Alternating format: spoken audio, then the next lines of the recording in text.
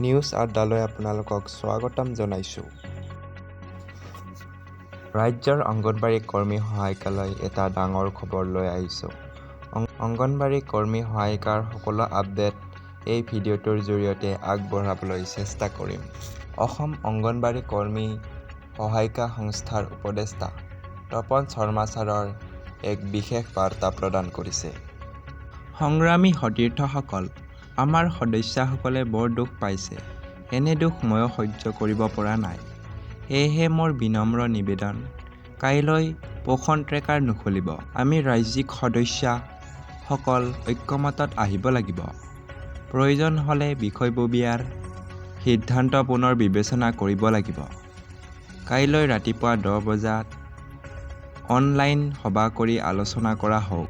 বিষয়ববীয়া সিদ্ধান্তৰ ওপৰত ৰাজ্যিক কমিটিয়ে আলোচনা কৰি সংশোধন কৰিব পাৰে।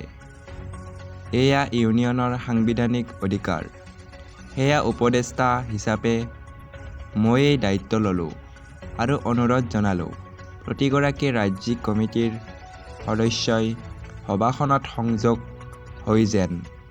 ছুপাৰভাইজাৰ অথবা CDPO সুধিলে জনাই দিব যে সন্থাৰ জৰুৰী সভা আছে। কিবা ক'লে মোক ফোনত সংযোগ কৰাই দিব। তপন শৰ্মা।